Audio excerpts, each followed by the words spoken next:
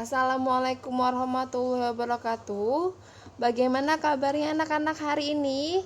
Semoga sehat selalu ya, dan semoga tetap semangat belajar virtualnya. Nah, dalam pembelajaran kali ini kalian bisa buka bukunya di halaman 49, yaitu subtema 2, pentingnya makanan sehat bagi tubuh. Masih tema C ya, masih tema C. Nah,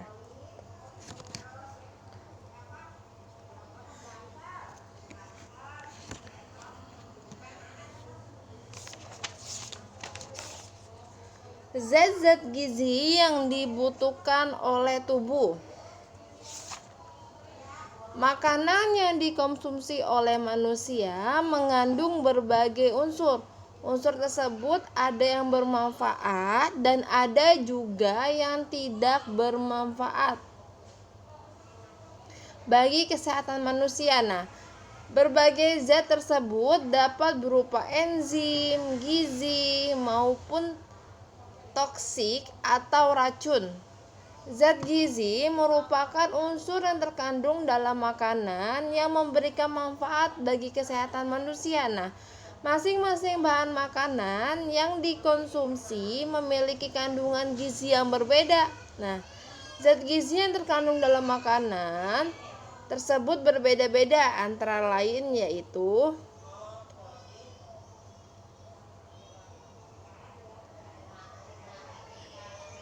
yang dikelompokkan berdasarkan beberapa hal, yaitu fungsinya, berdasarkan jumlah yang dibutuhkan oleh tubuh, dan berdasarkan sumbernya. Nah, jadi kita pun tidak boleh kekurangan gizi dan tidak boleh berlebihan gizi atau kelebihan gizi. Nah, berdasarkan fungsinya, setiap zat dibutuhkan.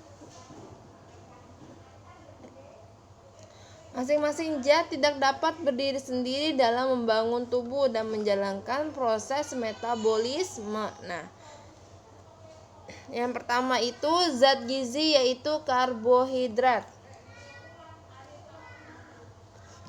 Nah, karbohidrat ini yang dihasilkan dari makanan pokok seperti nasi, yang merupakan makanan pokok Indonesia,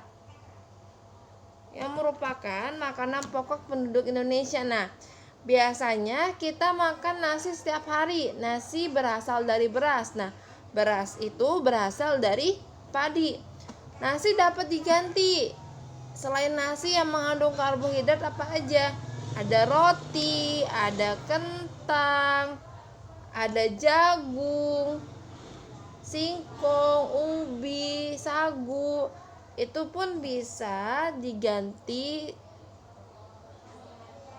selain nasi yang menghasilkan karbohidrat. Nah, karbohidrat adalah sumber energi yang utama bagi tubuh. Dalam penggunaannya, karbohidrat tidak bisa langsung digunakan, tetapi melalui beberapa proses pencernaan selama kurang lebih 2 jam yang menjadi energi yang siap digunakan untuk beraktivitas. Nah, selain zat gizi ada lemak. Nah, lemak itu dibagi menjadi 2, yaitu tumbuhan dan hewan. Lemak yang berasal dari tumbuhan disebut lemak nabati. Lemak yang berasal dari hewan disebut lemak hewani. Nah, makanan sumber lemak nabati terdapat pada kacang, alpukat, minyak kelapa sawit, dan kemiri. Sedangkan hewani yang berasal dari hewan yaitu keju, susu, mentega, dan minyak ikan. Untuk yang kedua itu mineral. Nah, mineral itu berdasarkan jumlahnya dibutuhkan oleh tubuh. Mineral dikelompokkan menjadi 2, yaitu mineral yang dibutuhkan dalam jumlah banyak. Apa aja yang dalam jumlah banyak? Yaitu kalium, kalsium, fosfor. Sedangkan mineral yang dibutuhkan dalam jumlah sedikit yaitu ada mangan, yodium, fluor, dan kobalt. Nah, sumber mineral ini banyak, bisa dari buah-buahan atau dari sayuran. Nah, yang keempat itu vitamin. Nah, Tubuh kita tidak mampu membuat vitamin sendiri, sehingga makanan yang kita makan harus mengandung cukup vitamin. Nah, setiap orang memiliki kebutuhan vitamin yang berbeda-beda, baik jumlah dan jenisnya. Contohnya, anak-anak, orang tua, orang yang menderita penyakit, ataupun ibu hamil membutuhkan vitamin yang lebih tinggi dalam makanan mereka sehari-hari. Nah, vitamin banyak terdapat pada buah-buahan. Nah, vitamin dibedakan menjadi dua kelompok, yaitu vitamin yang larut dalam air, yaitu vitamin B, C, dan vitamin yang larut dalam lemak, yaitu vitamin A, D, E, dan K. Vitamin yang larut dalam lemak dapat disimpan dalam tubuh, sedangkan vitamin yang larut dalam air tidak dapat disimpan dalam tubuh. Jadi, setiap hari kita harus mengkonsumsi makanan dan minuman yang mengandung vitamin B dan C. Nah, dalam kondisi seperti ini, vitamin apa yang paling kita butuhkan? Yaitu vitamin C. Nah, kekurangan vitamin dalam tubuh dinamakan avitaminosis. Selanjutnya, di sini itu ada bagan diagram sistem pencernaan manusia dari mulut, kerongkongan, lambung menuju usus halus, usus besar, dan anus. Nah, dalam diagram pencernaan manusia ini, setiap sistem pencernaan suka mengalami gangguan sistem pencernaan. Nah, apa aja tuh gangguan sistem pencernaan? Mulai dari sariawan, sakit gigi, radang lambung, diare, disentri, sembelit, itu merupakan penyakit pada sistem pencernaan manusia. Yang pertama itu contohnya sariawan. Nah, sariawan merupakan penyakit peradangan di sekitar bibir, gusi, lidah. Sariawan ini ditandai dengan munculnya bercak putih dengan warna kemerahan di sekelilingnya dan terasa perih. Sariawan dapat timbul akibat kekurangan vitamin C dan kekurangan bersih mulut. Jadi, kalau kekurangan vitamin C itu dapat menyebabkan sariawan. Yang kedua itu ada sakit gigi. Nah, sakit gigi terdiri dari tulang gigi dan sumsum gigi. Emal adalah lapisan keras yang berwarna putih. Tulang gigi adalah berbagai yang masuk ke rahang. Sumsum gigi adalah rongga gigi yang mengandung serabut, saraf, dan pembuluh darah. Nah, biasanya kalau kita sakit gigi apa penyebabnya? Nah, sakit gigi disebabkan oleh sisa-sisa makanan yang menggempal di gigi. Dapat merusak email gigi sehingga gigi menjadi berlubang. Nah, jika lubang semakin dalam dan mencapai saraf gigi, maka akan mengakibatkan sakit gigi. Nah, biasanya itu sisa-sisa makanan yang mengendap itu biasanya ketika kalian tidur lupa sikat gigi. Nah, jadi makan makanan sisa itu akan mengendap di gigi dan lama-kelamaan merusak email gigi kalian sehingga gigi kalian menjadi berlubang. Nah, jadi siapa aja nih yang tidurnya tidak sikat gigi, hati-hati nanti kalian akan sakit gigi. Nah, makan permen, coklat apa bisa Bu menyebabkan sakit gigi? Tergantung. Kalau kalian sehabis makan permen sikat gigi,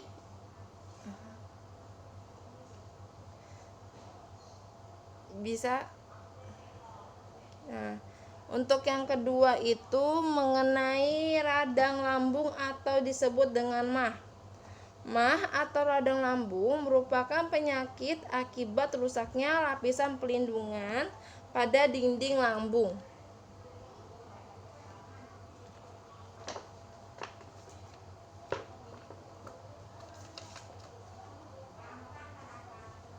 Nah, untuk tips menghindari sakit mah itu kalian harus makan dengan teratur, misalnya 3 hari sekali. Tidak usah banyak-banyak, yang penting kalian makan itu sebelum lapar.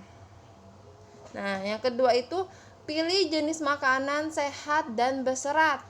Yang ketiga, tidak atau mengurangi kafein. Kafein itu contohnya yang ada di kopi. Jadi itu tidak baik.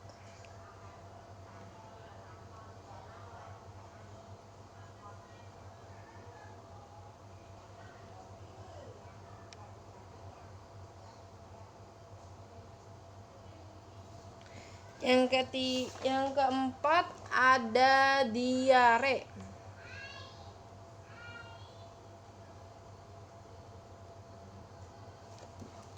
Kenapa bisa diare? Diare terjadi karena gangguan penyerapan air sehingga sisa makanan di dalam tubuh masih banyak mengandung air. Nah, biasanya diare disebabkan oleh infeksi bakteri atau disentri, zat beracun, salah makan, dan lingkungan yang kotor. Jadi, kalau diare, apa yang harus kita lakukan, Bu? Nah, jadi kalau kalian diare, sering-sering buang air besar, yang harus kalian lakukan yaitu banyak istirahat dan minum air yang cukup. Kenapa kita harus minum air yang cukup? Karena kalau kita diare sering buang-buang air, berarti menghabiskan air di dalam tubuh kita.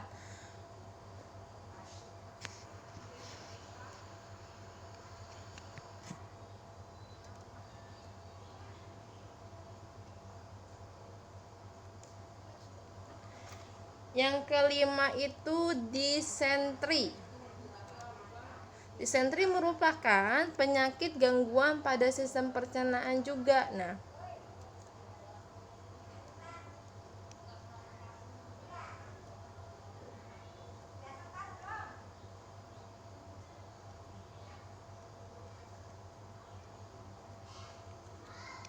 disentri ini merupakan peradangan pada usus besar yang ditandai sakit perut dan diare dengan fases yang disertai lendir dan darah. Nah, penyakit disentri disebabkan oleh kuman. Kuman-kuman tersebut dapat tersebar melalui makanan dan air yang tercemar kotor serta lalat. Penyakit ini umumnya lebih cepat menyerang pada anak-anak. Nah, gejala disentri ini yaitu demam, mual, muntah-muntah, diare, dan tidak nafsu makan. Nah, gejala lainnya itu terasa nyeri dan mengenyang. Nah, untuk yang terakhir itu sembelit.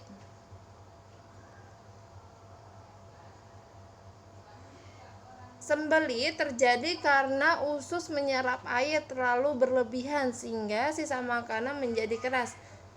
Kenapa bisa sembelit? Sembelit disebabkan karena kita kurang minum, kurang makanan yang berserat, stres, tidak membiasakan diri BAB setiap hari. Nah, gimana cegah sembelit? Cegah sembelit itu dengan cara makan makanan berserat. Apa aja makan makanan berserat? Ada sayur, buah, kacang-kacangan, banyak minum, dan olahraga. Jadi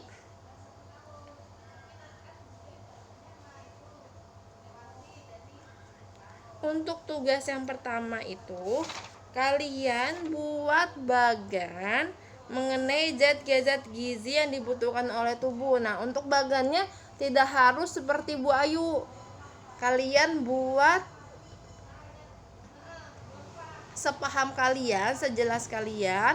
Lalu kalian tuliskan manfaat-manfaat zat-zat gizi tersebut. Contohnya karbohidrat manfaatnya apa aja, yang menghasilkan karbohidrat itu apa aja, lemak itu manfaatnya apa aja. Nah, makanan yang mengandung lemak itu apa aja, dan kalian jelasin. Untuk tugas yang kedua itu Kalian bisa buka buku halaman 59 mengenai nama penyakit, gejala penyakit, penyebab penyakit, dan penjaga pengobatan. Boleh kalian kerjakan di buku paket ya untuk halaman 59-nya. Nah, untuk tugas ketiganya yaitu kalian membuat sebuah tulisan mengenai pengalaman yang pernah kalian alami yang berhubungan dengan sistem pencernaan. Nah, jadi kalian pernah gak nih mengalami gangguan sistem pencernaan? Gak mungkin tidak pernah, pasti pernah ada yang mengalaminya. Nah, jadi apa nama gangguan atau penyakit yang pernah kalian alami? Contohnya pernah sakit gigi atau perutnya terasa sakit, atau pernah ada yang diare. Nah, buatlah tulisan yang menceritakan pengalamanmu ini ketika menderita gangguan sistem pencernaan tersebut. Nah, jelaskan gejalanya bagaimana, rasa sakitnya bagaimana, dan penyebabnya apa saja. Nah, kalian jelaskan pula berbagai cara mengobati dan apa aja yang kalian lakukan agar tidak mengalami gangguan pencernaan tersebut. Nah, untuk lebih jelasnya kalian bisa buka halaman 53 untuk tugas pertamanya dan tugas kedua di halaman 59 ya. Sekian penjelasan dari Bu Ayu. Selamat mengerjakan tugas. Ditunggu sampai jam 5.